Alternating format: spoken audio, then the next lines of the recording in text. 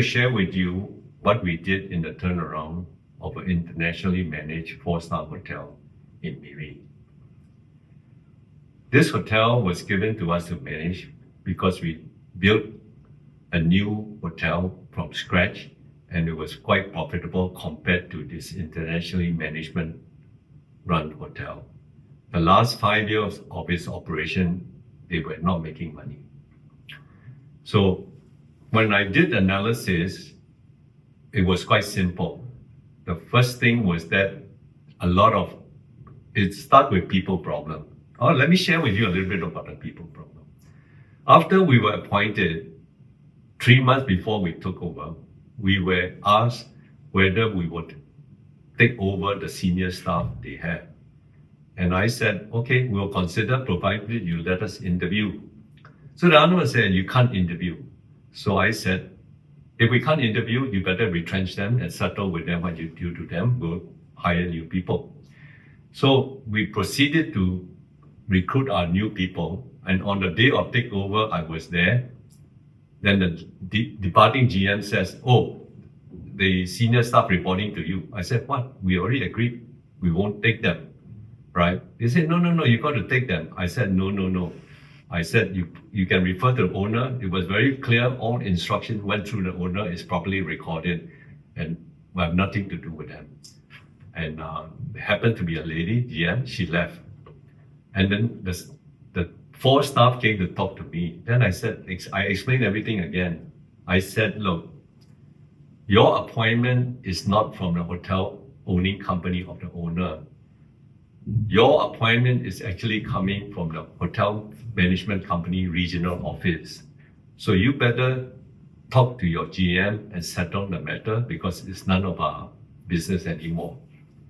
And I also informed them that the GM is leaving on a plane tomorrow afternoon and you better park yourself that night there. So luckily, they did that and the matter was settled between them. It has nothing to do with us. And I was really aghast. I said, how can an international company treat people so poorly? And if you treat people so poorly, down the line, everybody will not be positive and you're going to have lots of problems.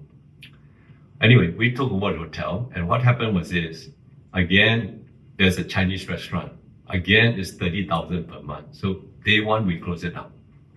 The second thing was the fun pub.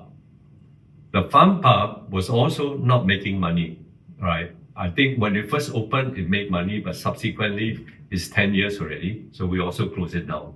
So just by closing the 2 outlets, de facto resulted in a turnaround. And we had streamlined a lot of reporting system, etc. And for example, when the first night I was there also, similar thing happened. I woke up at 3 a.m, I couldn't sleep, so I walked around. And when I went to the front office, guess what?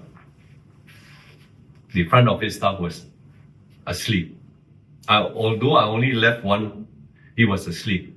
And more amazing, he took the sofa from the lounge and he put it on the corner in the front office side, and he was sleeping there, and it's obviously he's been doing that for 2-3 years, right? Anyway, he was sacked on the spot. And the other staff that we left is we had in the hotel was an overnight cleaner, because at that time, a lot of cleaning has to be done on takeover. I went all over looking for this lady, and finally found her asleep in the ladies' changing room.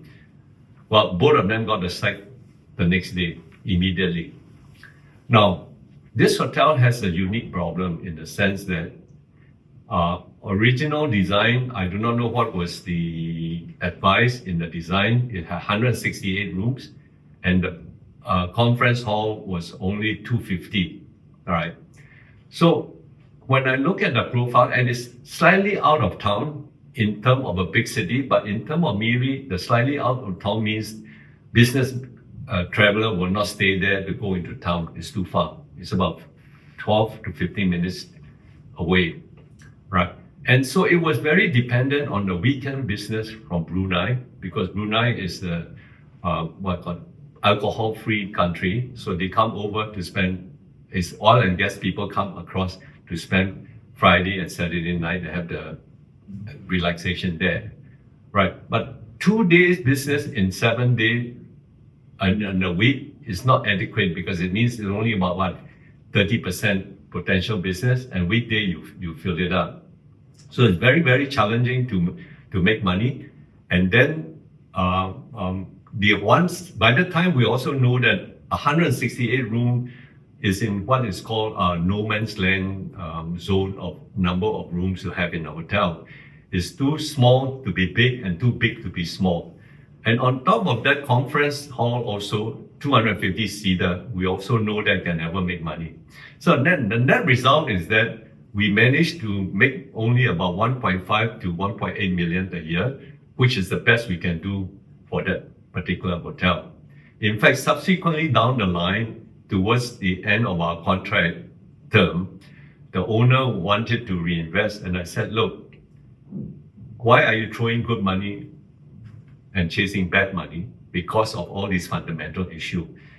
And you are not willing to implement what I have done. What I have planned is to put a new banquet hall of 500 seater, add another 90 rooms of 90 rooms, will make it about 260 room hotel with banquet hall, and I can run it as a conference center. And since you're not willing to invest, it's better you close it down.